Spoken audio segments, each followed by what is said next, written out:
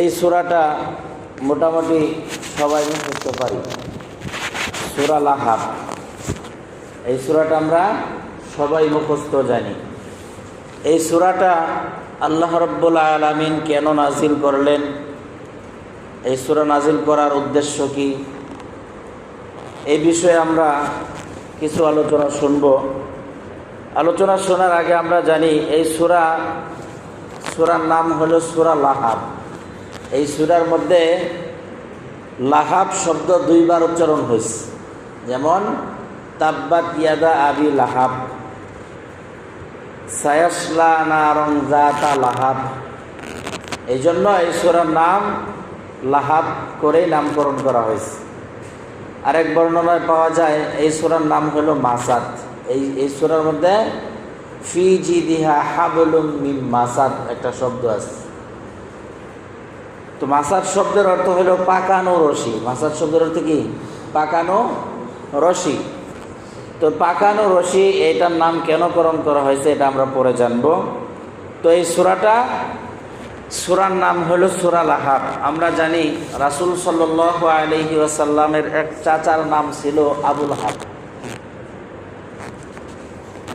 আবু লাহাবের আরেকটা নাম হলো আব্দুল উজ্জা। উজ্জা যেহেতু শিরকি নাম, এই জন্য আল্লাহ কোরআনে ব্যবহার করেন, উপনাম ব্যবহার করছেন আবু লাহাব। তো আল্লাহ রাব্বুল আলামিন এই সূরা কেন নাজিল করলেন?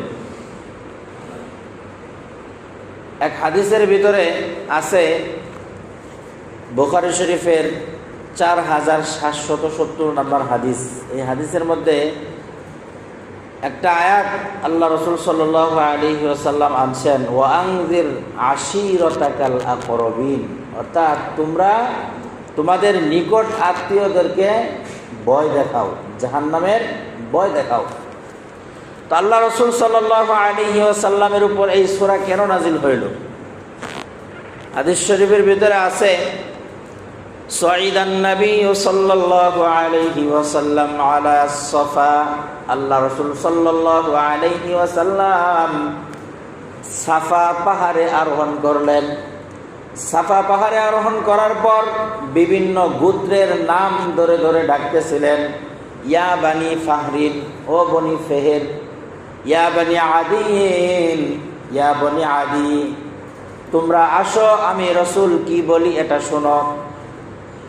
মানুষ রাসূলুল্লাহ সাল্লাল্লাহু আলাইহি ওয়াসাল্লামের ডাকে সাড়া দিলেন, সকলে একত্রিত হয়ে ওইখানে জমায়েত হলেন, সাফা পাহাড়ের সাথে জমায়েত হইলেন। ফাজা আবু লাহাবিন ও কুরাইশিন, আবু লাহাব এবং কুরাইশের অন্যান্য বংশধররাও সাফা মারওয়ার ওই ডাকে, রাসূল সাল্লাল্লাহু আলাইহি ওয়াসাল্লামের ডাকে গিয়ে তারাও সাড়া দিলেন, তারাও সমবেত হলেন।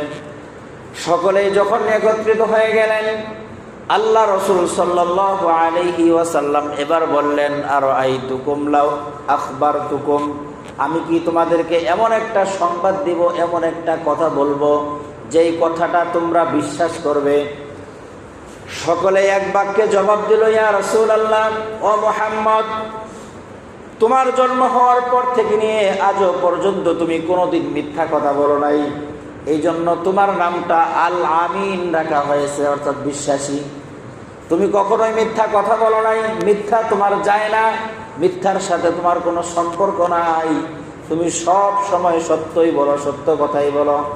এবার আল্লাহ রাসূল সাল্লাল্লাহু আলাইহি ওয়াসাল্লাম সমস্ত গোত্রদেরকে বললেন, আজকে আমি তোমাদেরকে এমন একটা সংবাদ দেই, মনে করো এই যে সাফা পাহাড়, এই পাহাড়ের অপর পাশে শত্রুদল তোমাদেরকে আক্রমণ করার জন্য উৎ পেতে বসে আছে, রাতে অথবা দিনে যে কোনো সময় তোমাদের উপর আক্রমণ করতে পারে, এই কথাটা তোমরা বিশ্বাস করবে নাকি? সকলেই ওই ময়দানে বলল, আকুনতুম মুসাদ্দিকি, অবশ্যই আমরা তোমার কথা বিশ্বাস করব, তোমার কথা বিশ্বাস করি, কারণ তুমি কখনোই মিথ্যা কথা বলো না। রাসূল কখনোই মিথ্যা কথা বলেন নাই, এই জন্য সকলে এক বাক্যে জবাব দিলেন, অবশ্যই আমরা তোমার কথাকে সাপোর্ট করি, বিশ্বাস করি। তখন আল্লাহ রাসূল সাল্লাল্লাহু আলাইহি ওয়াসাল্লাম বলেন, فإني نذير لكم بين يدي عذاب شديد বলে যে তোমরা যদি আল্লাহকে আল্লাহ হিসেবে মানো তাহলে তো ভালো, আর যদি আল্লাহকে আল্লাহ হিসেবে না মানো তাহলে আল্লাহ রাব্বুল আলামিনের কঠিন শাস্তি তোমাদের উপর আসবে। তার মানে এক আল্লাহর ইবাদত করতে হবে, এক আল্লাহর ইবাদত ছাড়া আর কারো ইবাদত করা যাবে না। এই কথা বলতে দেরি হয়েছে, ওই মজলিসের ভিতরে আবু লাহাব ছিলেন। কে ছিলেন? আবু লাহাব ছিলেন, রাসূলের চাচা। তো এই আবু লাহাব সাথে সাথে দাঁড়িয়ে গেছে, সাথে সাথে দাঁড়িয়ে গিয়ে বলতেছেন, তাব্বান লাকা সাইরুল ইয়াউমি আলিহাযা জামাআতানা। ওরে মুহাম্মদ, তুমি কি আমাদেরকে আজকে এই জন্যই একত্রিত করছো নাকি? তুমি ইসলামের দাওয়াত দিচ্ছ, আমাদেরকে এক আল্লাহকে বিশ্বাস করতে বলছো, এই জন্যই তুমি কি আমাদেরকে দাওয়াত দিয়ে আনছো? ধ্বংস হোক তোমার পুরাটা দিন, ধ্বংস হোক তোমার পুরাটা দিন। এই যে আল্লাহ রাব্বুল আলামিন আল্লাহ রাসূল সাল্লাল্লাহু আলাইহি ওয়াসাল্লামকে বললেন তোমার পুরাটা দিন ধ্বংস হোক, তখন আল্লাহ রাসূল সাল্লাল্লাহু আলাইহি ওয়াসাল্লামের উপর আল্লাহ তাআলা এই সূরা নাজিল করছেন। এই সূরা নাজিল করছেন, আল্লাহ বলেন তাব্বাত ইয়াদা আবি লাহাব ওয়া তাব্বাত ইয়াদা আবি লাহাব। আবু লাহাবের দুই হাত ধ্বংস, আবু লাহাবের দুই হাত ধ্বংস হোক। লাহাবি ওয়াতাব, এবং সে ধ্বংস হয়েছেও। সে কি হয়েছে? ধ্বংস হয়েছেও। এই জন্য আল্লাহ রাসূল সাল্লাল্লাহু আলাইহি ওয়াসাল্লাম ওইখান থেকে ইসলামের দাওয়াত দিয়েছেন। ইসলামের দাওয়াত দেওয়ার কারণে আবু লাহাব কি করছে? বিরোধিতা করছে, যে তুমি তাব্বান লাকা সাইরুল ইয়াউমি আলিহাযা জামাআতানা, তোমার ধ্বংস হোক পুরা দিনটাই, যে তুমি আমাদেরকে ইসলামের দাওয়াত দেওয়ার জন্য আজকে এখানে উপস্থিত করেছো। আল্লাহ রাসূল সাল্লাল্লাহু আলাইহি ওয়াসাল্লামের উপর যখন সূরা শুআরার 114 নম্বর আয়াত ওয়া আনদির আশীরাতাকাল আকরাবিন নাযিল হইল, তো আল্লাহ রাসূল সাল্লাল্লাহু আলাইহি ওয়াসাল্লাম কুরাইশের বিভিন্ন গোত্রদেরকে ডাকছেন। যেমন কাব ইবনে উয়াইনা গোত্র একটা ছিল, এই গোত্রকে ডাকছেন। এরপরে মুগীরা গোত্রকে ডাকছেন, মুগীরা ইবনে কাব গোত্রকে ডাকছেন। এরপরে আব্দে মানাফের গোত্রকে ডাকছেন, আব্দে শামসের গোত্রকে ডাকছেন, বনু হাশেমের গোত্রকে ডাকছেন, আব্দুল মুত্তালিবের গোত্রকেও ডেকে ডেকে বলছেন যে তোমরা জাহান্নামের আগুন থেকে বাঁচো। জাহান্নামের আগুন থেকে যদি তোমরা না বাঁচো, নিজেদেরকে যদি জাহান্নামের আগুন থেকে বাঁচাইতে চাও, তাহলে এক আল্লাহর প্রতি ঈমান আনো। এখানেই শেষ নয়, আল্লাহর নবী সাল্লাল্লাহু আলাইহি ওয়াসাল্লাম ওনার যে কন্যা ফাতেমা রাদিয়াল্লাহু তাআলা আনহা, হযরত ফাতেমা রাদিয়াল্লাহু তাআলা আনহাকে বললেন, ও আমার ফাতেমা, শুনো, আমার কাছে যা কিছু আছে তুমি চেয়ে নিতে পারবা, আমার কাছ থেকে তুমি নিতে পারো, যা মন চায় তা চেয়ে নাও, কিন্তু এক আল্লাহর প্রতি যদি বিশ্বাস না করো, ঈমান না আনো, তাহলে আমি তোমাকে কোনোদিনও আল্লাহর রাসূল সাল্লাল্লাহু আলাইহি ওয়াসাল্লাম হয়েছে বলে কি হয়েছে, কোনোদিনও আল্লাহর কাছ থেকে সুপারিশ করে তোমার জন্য জান্নাত অর্জন করে দিতে পারবো না। নিজের মেয়েকেই কথা বলছেন যে তুমি নিজেকে জাহান্নামের আগুন থেকে বাঁচাও, আমার ঘরে যা আছে এটা তুমি চেয়ে নাও, কোনো সমস্যা নাই আমার, কিন্তু নিজেকে আগুন থেকে বাঁচাও, নিজেকে জাহান্নামের আগুন থেকে বাঁচাও। এইভাবে আল্লাহ রাসূল সাল্লাল্লাহু আলাইহি ওয়াসাল্লাম নিজের কন্যাকে ওইভাবে হুঁশিয়ারি করছেন। অন্যান্য গোত্রদেরকেও তো হুঁশিয়ার করছেনই, নিজের কন্যাদেরকেও কি করছেন? হুঁশিয়ার করছেন। তো আল্লাহ রাসূল সাল্লাল্লাহু আলাইহি ওয়াসাল্লাম জন্মগ্রহণ করছেন কুরাইশ বংশে, আব্দুল মুত্তালিবের বংশে আল্লাহ রাসূল সাল্লাল্লাহু আলাইহি ওয়াসাল্লাম জন্মগ্রহণ করছেন। আব্দুল মুত্তালিবের ছেলের সংখ্যা ছিল 10 জন। কতজন? 10 জন। তো ওই 10 জনের মধ্যে একজন হলেন আবু লাহাব। 10 জনের মধ্যে একজনকে আবু লাহাব, যে রাসূলের বিরোধিতা করছেন। তো রাসূলের চাচাদেরকে আমরা 3 ভাগে ভাগ করতে পারি, রাসূলের চাচাদেরকে 3 ভাগে ভাগ করতে পারি। এক ভাগ যারা রাসূল সাল্লাল্লাহু আলাইহি ওয়াসাল্লামের উপর ঈমান আনছিল, যারা রাসূলের কি করেছিল? ঈমান আনছিল। ঈমান আইনা রাসূলকে বিশ্বাস করছে এবং রাসূলের প্রতি কি করছে? ঈমান আনছে, এবং মৃত্যু পর্যন্ত রাসূল সাল্লাল্লাহু আলাইহি ওয়াসাল্লামের সাথে লড়াই করেছেন, যুদ্ধ করেছেন, মৃত্যু পর্যন্ত ঈমানের উপর অটল থেকেছেন। তারা হলেন হযরত আব্বাস রাদিয়াল্লাহু তাআলা আনহু, হযরত হামজা রাদিয়াল্লাহু তাআলা আনহু। এটা হলো এক ভাগ। আরেক ভাগ হইল যে রাসূল সাল্লাল্লাহু আলাইহি ওয়াসাল্লামকে সাল্লামের প্রতি ঈমান আনে নাই, কিন্তু রাসূলকে খুব মহাব্বত করত। রাসূলকে কী করতো? অনেক মহাব্বত করত। যেমন আবু তালেব। আবু তালেব এমন ব্যক্তি ছিল, যখনই রাসূলের উপর কোনো আক্রমণ হইতে দেখতো বা রাসূলের উপর আক্রমণ হবে এরকম কোনো আভাস পাইতো, উনি সাথে সাথে বিরোধিতা করতেন যে তোমরা এই এতিম ছেলের উপর, এতিম লোকটার উপর তোমরা নির্যাতন করো না, সাথে সাথে বিরোধিতা করছেন। কিন্তু তার অবস্থাটা কেমন হয়েছিল? যখন এই আবু তালিব মৃত্যুবরণ করবেন, মৃত্যুবরণের আগ মুহূর্তে আল্লাহ রাসূল সাল্লাল্লাহু আলাইহি ওয়াসাল্লাম আবু তালেবের কাছে গেছেন, যে বলতেছেন, চাচা আমি তো আপনাকে অনেকবার ইসলামের দাওয়াত দিয়েছি, কখনো তো আপনি ইসলাম গ্রহণ করেন নাই। এই অন্তিম মুহূর্তে আপনি যদি বলেন লা ইলাহা ইল্লাল্লাহ, তাহলে আমি আপনার জন্য আল্লাহর দরবারে সুপারিশ করব। ওই মজলিসে আবু জাহেল ছিল। কে ছিল? আবু জাহেল। এবং উতবা ইবনে উমাইয়া ইবনে মুগীরাও ছিল, অর্থাৎ দুইজন কাফের বসা ছিল। তো এই দুইজন কাফের রাসূল সাল্লাল্লাহু আলাইহি ওয়াসাল্লাম যখন ইসলামের দাওয়াত দিয়েছেন, তখন তারা বলতেছে, আবু জাহেল বলতেছে যে, হ্যাঁ আবুল আহাব, তুমি আব্দুল মুত্তালিবের ধর্ম ছেড়ে দিবা? সারা জীবন তুমি আমাদের সাথে কাটাইলা, সারা জীবন রাসূলের বিরোধিতা করলা, এই শেষ মুহূর্তে আইসা তুমি রাসূলের ধর্ম গ্রহণ করবা? এটা কখনোই করিও না। দেখেন, ওই যে একটা বাংলাতে কথা, প্রবাদ বাক্য আছে, সৎ স্বর্গে স্বর্গবাস, অসৎ স্বর্গে সর্বনাশ। এই আবুল আহাব, আবু তালেব এরা কাফের ছিল, কিন্তু রাসূলকে মহাব্বত করার কারণে রাসূল ওদেরকে সুপারিশ করার জন্য আগে গেছেন। কিন্তু তখন কি বলছে যে আব্দুল মুত্তালিবের ধর্ম তুমি ত্যাগ করবা, এই অন্তিম মুহূর্তে এসে মৃত্যুর উপক্রম হইয়া এখন তুমি ধর্মটা ছেড়ে দিবা, এভাবে তারা বোঝাইছে।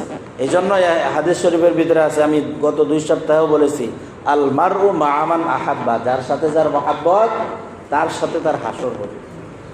এই জন্য আমরা কাদের সাথে মহাব্বত করব, কাকে মহাব্বত করবো একটু দেখে শুনে করব। তো যাই হোক, আবু তালিবের কাছে আল্লাহ রাসূল সাল্লাল্লাহু আলাইহি ওয়াসাল্লাম বারবার ইসলামের দাওয়াত দিলেন, বলো লা ইলাহা ইল্লাল্লাহ। চাচা আপনি বলেন, বাদ বাকি যা কিছু করার আমি সুপারিশ করে আল্লাহর কাছ থেকে আপনার জন্য মুক্তি নিয়ে আসব। আর এই কথা যখন রাসূল বারবার বলছেন, ওনারাও বারবার, আবু জাহেল এবং আব্দুল্লাহ ইবনে মুগীরা উনিও বলছেন যে রাসূলের ধর্ম গ্রহণ করো না।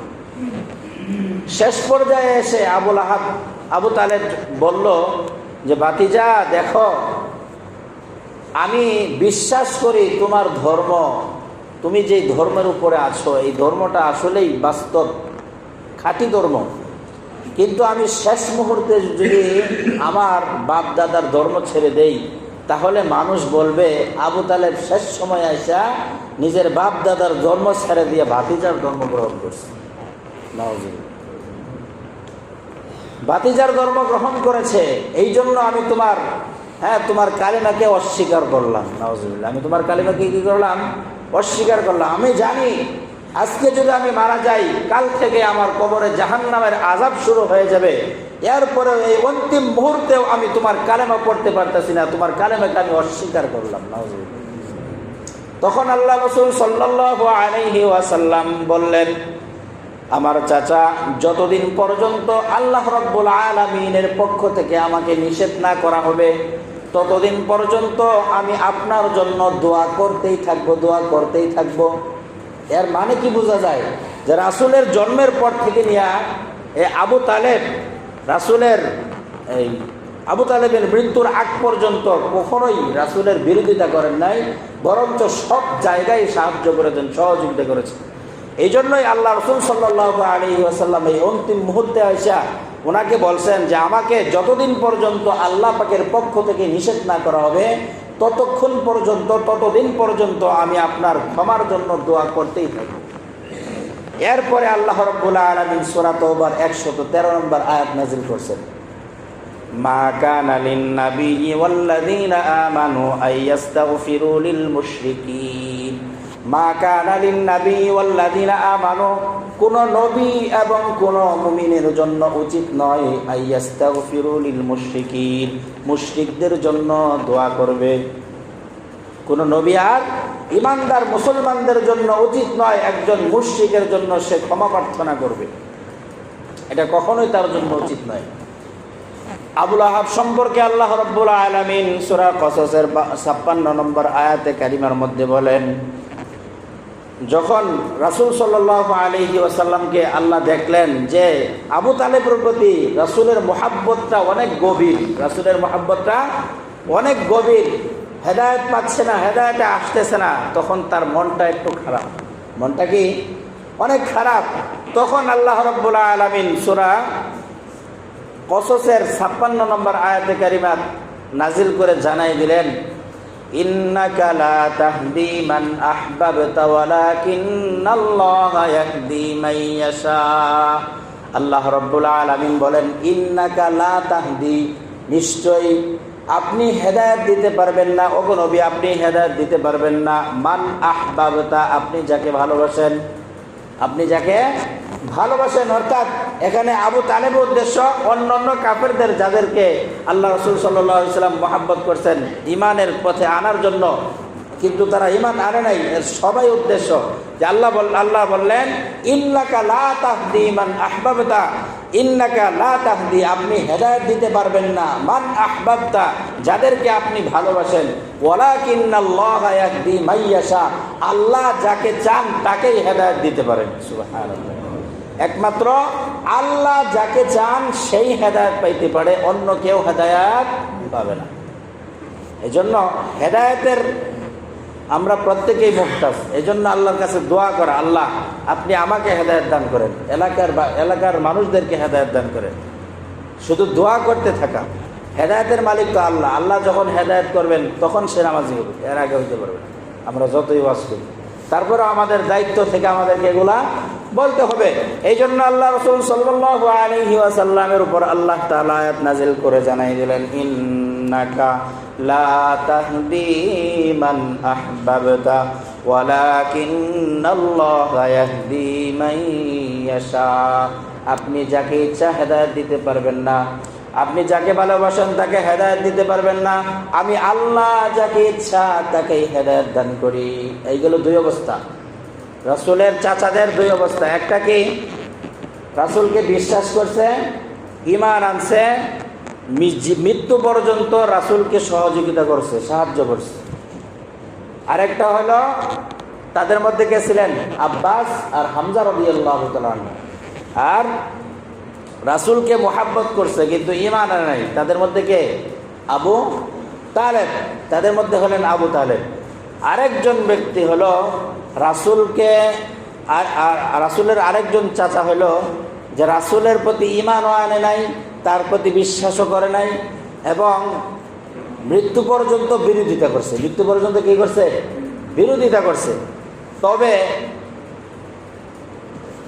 বিরোধিতা করার তার তিনটা ধাপ আছে। যেমন মৃত্যু পর্যন্ত বিরোধিতা করেছে আবুল আহাব, মৃত্যু পর্যন্ত বিরোধিতা করেছে রাসূলের চাচা আবুল আহাব। তো এই আবুল আহাবের তিন অবস্থা, ঈমান গ্রহণ করার আগের তিন অবস্থা, আর ঈমান গ্রহণ করার পরে চার অবস্থা।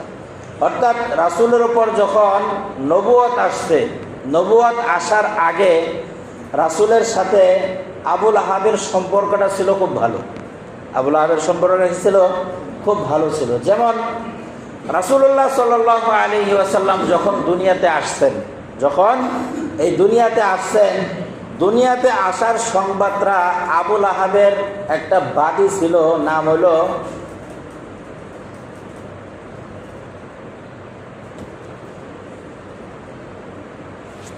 নামটা মনে নাই, যাই হোক, আবুল আহাবের এই বাদীটা সুরাইয়া না কি যেন একটা নাম আছে আর কি। তো আবুল আহাবের বাদী আবুল আহাবের কাছে যেয়ে বলছে যে আব্দুল্লাহর ঘরে, মা আমেনার ঘরে একটা শিশু জন্মগ্রহণ করেছে, শিশুরা দেখতে এত সুদর্শন, এত সুন্দর, তার সৌন্দর্যের কোনো তুলনা হয় না। এই কথা যখন বলছে আবুল আহাবের কাছে এসে তার বাদী, উনি সাথে সাথে ওই বাদীটাকে আজাদ করে দিয়েছেন, অর্থাৎ মুক্ত করে দিয়েছেন, যাও তুমি আজকে থেকে মুক্ত। এই হলো তার ভালো দিক। আরেকটা ভালো দিক হইল, রাসূলুল্লাহ সাল্লাল্লাহু আলাইহি ওয়াসাল্লামের জন্মের পরে উনি মানুষের সাথে প্রশংসা করে বেড়াইতেন। মানে রাসূল তো ছোট থেকে দেখতে অনেক সুন্দর ছিল, তো উনি প্রশংসা করে বেড়াইতেন যে আমার একটা ভাতিজা আছে, অনেক সুন্দর চেহারার অধিকারী, অনেক মাধুর্যতা তার ভিতরে। এরকমভাবে মানুষদের কাছে বলা বলি করতো, আর বলতো আব্দুল্লাহর ঘরে আল্লাহ তার বংশকে উজ্জ্বল করেছেন এই মুহাম্মদকে দান করে। মুহাম্মদকে দান করে কি করছেন? আব্দুল্লাহকে, আব্দুল্লাহর ঘরটা উজ্জ্বল করেছেন। আরেকটা প্রশংসা করত, আরেকটা তার গুণ ছিল এই রাসূলের নবুয়তের আগে, সেটা হলো এই আবুল আহাবের দুইজন ছেলে ছিল। এই দুইজন ছেলে, একজন হলো উতবা, আরেকজন হলো উতাইবা। একজনের নাম উতবা, আরেকজনের নাম হলো উতাইবা। তো এই দুই ছেলের কাছে রাসূলুল্লাহ সাল্লাল্লাহু আলাইহি ওয়াসাল্লামের দুই কন্যাকে বিবাহ দিয়েছেন। অর্থাৎ রুকাইয়া এবং উম্মে কুলসুমকে দুইজন ছেলের সাথে বিবাহ দিয়েছেন। এক তো হলো রাসূলের চাচা আবুল আহাব, আবার কি হয়ে গেছে? তারা বিয়াই হয়েছে। মেয়ে বিয়া যাওয়ার পরে বিয়াই হয় না, বিয়াই হয়েছে। তো এই যে সম্পর্কটা আগে কি ছিল? ভালো ছিল। যখনই আল্লাহ রাসূল সাল্লাল্লাহু আলাইহি ওয়াসাল্লামের কাছে নবুয়ত আসছে, নবুয়ত আসার সাথে সাথেই বিরোধিতা শুরু করে দিয়েছে। অর্থাৎ আল্লাহ রাসূল সাল্লাল্লাহু আলাইহি ওয়াসাল্লামের উপর নবুয়ত আসার পর যখন বললেন যে আবুল আহাব আমার চাচা বা আমার বিয়াই সাহেব, আজকের পর থেকে আপনি আর লাত উজ্জার এগুলোর পূজা করতে পারবেন না, আজকে থেকে এক আল্লাহর ইবাদত করতে হবে, এক আল্লাহকে বিশ্বাস করতে হবে। এই কথা বলার সাথে সাথে উনি নিজের বাড়িতে গেছেন। বাড়িতে যাইয়া উতবা এবং উতাইবাকে বোঝাইলেন যে মুহাম্মদ সে তো একটা নিকৃষ্ট মানুষ, নাউজুবিল্লাহ। তো তোমরা যে মুহাম্মদের দুই কন্যাকে বিবাহ করে আনছো, এই দুইজন কন্যাকে তোমরা তালাক দিয়ে দাও। ছলে বলে কৌশলে মুহাম্মদ সাল্লাল্লাহু আলাইহি ওয়াসাল্লামের দুই কন্যাকে তালাক দেওয়াইছে। এটা হলো তার খারাপ দিক। আরেকটা খারাপ দিক হইল, রাসূলুল্লাহ সাল্লাল্লাহু আলাইহি ওয়াসাল্লামের তিনজন ছেলে সন্তান জন্মগ্রহণ করেছিল। তার মধ্যে একজনের নাম ছিল আব্দুল্লাহ, আব্দুল্লাহর উপনাম ছিল তৈয়ব বা তহের।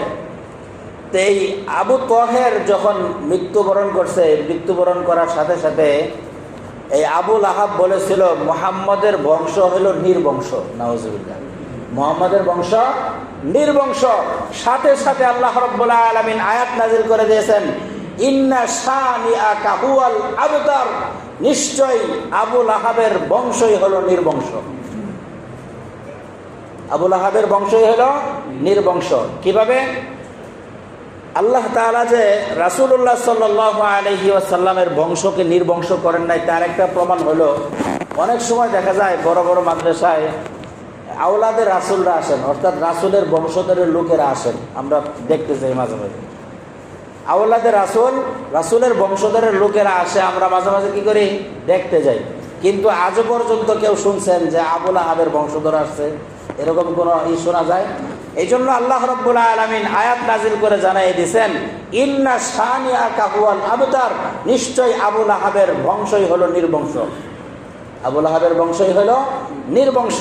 এইভাবে রাসূলুল্লাহ সাল্লাল্লাহু আলাইহি ওয়াসাল্লামের বিরোধিতা করছেন। এখানেই শেষ না, রাসূলুল্লাহ সাল্লাল্লাহু আলাইহি ওয়াসাল্লাম এক বাজারে গেছেন ইসলামের দাওয়াত দেওয়ার জন্য। আবুল আহাব পিছনে পিছনে গেছে, দেখি মুহাম্মদ কি করে। যায় দেখে রাসূলুল্লাহ সাল্লাল্লাহু আলাইহি ওয়াসাল্লাম বলতেছেন, ইয়া আইয়ুহান নাস কুলু লা ইলাহা ইল্লাল্লাহ তুফলিহুন, হে মানুষ সকল তোমরা বলো লা ইলাহা ইল্লাল্লাহ, তাহলে তোমরা সফলকাম হয়ে যাবে। এই কথা যখন মানুষের মাঝে প্রচার করতেছিলেন বাজারের মাঝে, তখন আবুল আহাব যায়া রাসূলুল্লাহ সাল্লাল্লাহু আলাইহি ওয়াসাল্লামকে পিছন দিক থেকে যে পাথর মারছেন, পিছন দিক থেকে গেছেন পাথর মারছেন। এই হলো রাসূলের চাচাদের মধ্যে আবুল আহাবের বিবরণ। এই জন্য আল্লাহ তাআলা আয়াত নাজিল করে জানাই দিয়েছেন, তাব্বাত ইয়াদা আবি লাহাবি ওয়া তাব, তাব্বাত ইয়াদা আবি লাহাব, লাহাবের আবুল আহাবের দুই হাত ধ্বংস হোক, ওয়া তাব, এবং সে নিজে ধ্বংস হয়েছে। তার ধ্বংসটা কিভাবে হয়েছে জানেননি? বদরের যুদ্ধের মধ্যে আল্লাহ রাসূল সাল্লাল্লাহু আলাইহি ওয়াসাল্লাম যুদ্ধ করতেছিলেন। ওই সময় তার একটা ফোঁড়া হয়েছিল, ফোঁড়া, বসন্ত। এই বসন্তটা পরবর্তী 7 দিনের মধ্যে এমন রূপ ধারণ করছে, তার ধারে কাছেও কোনো মানুষ যাইতে চায় না। আরবের একটা নিয়ম ছিল, মানে ছোঁয়াছুঁই রোগটাকে তারা খুব ভয় করত, ছোঁয়াছুঁই রোগটাকে তারা খুব ভয় করত। তো আবুল আহাবের এই রোগটা হয়েছিল। তো 7 দিনের মাথায়, বদরের যুদ্ধের 7 দিনের মাথায় উনি মারা গেছেন।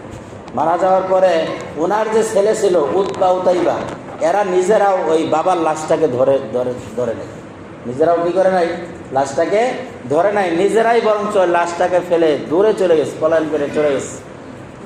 7 দিন পর, 3 দিন পর যখন লাশটা পচে গন্ধ হয়ে যাইতেছে, তখন কিছু লোক দিয়া এই লাশটাকে এখান থেকে সরাইয়া নদীতে ফেলাই দিছে।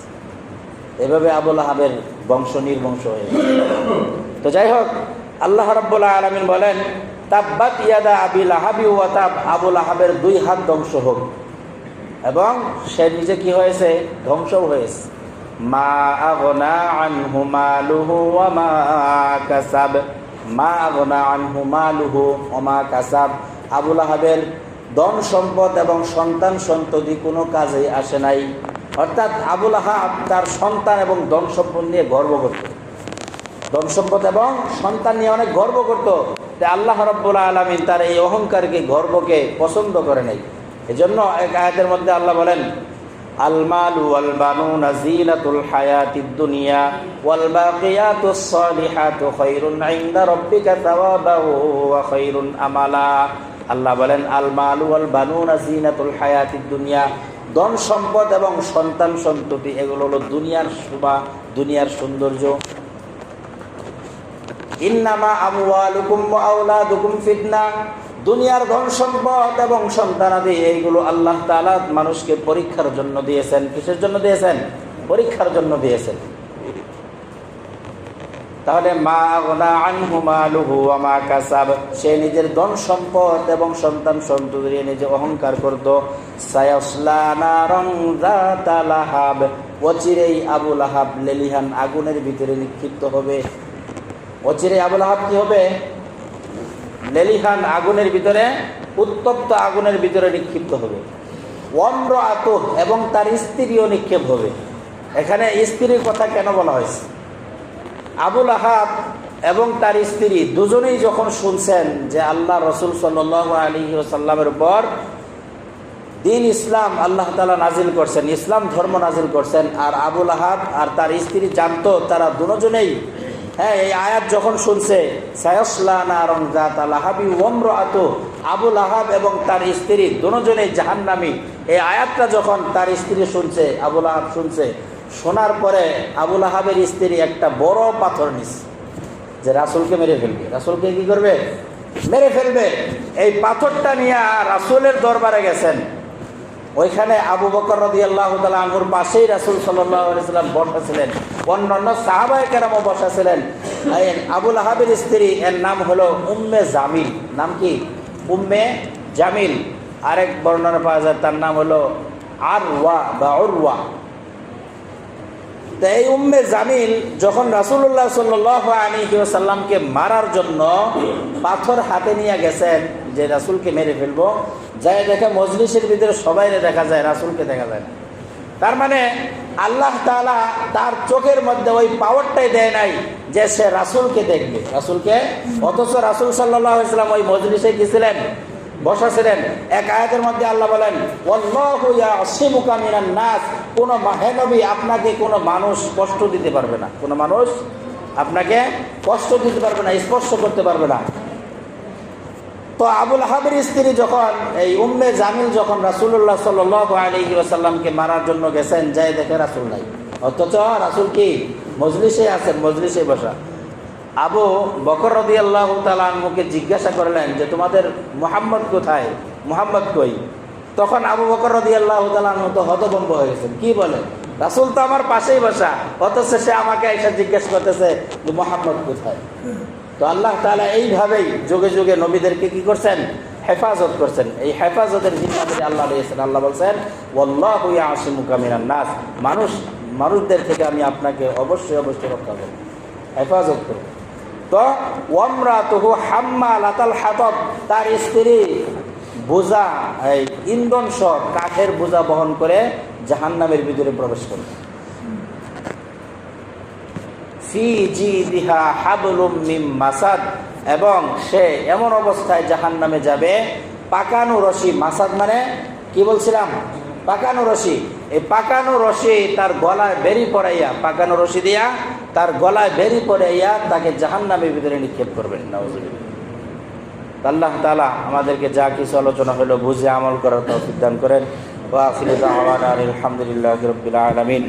সমস্ত মুসলিম কেরাম, আপনাদের সকলেরই একটু মেহমানদারির ব্যবস্থা করা হয়েছে, সকলে মেহমানদারি গ্রহণ করে নামাজের শেষে তারপর যাবেন ইনশাআল্লাহ।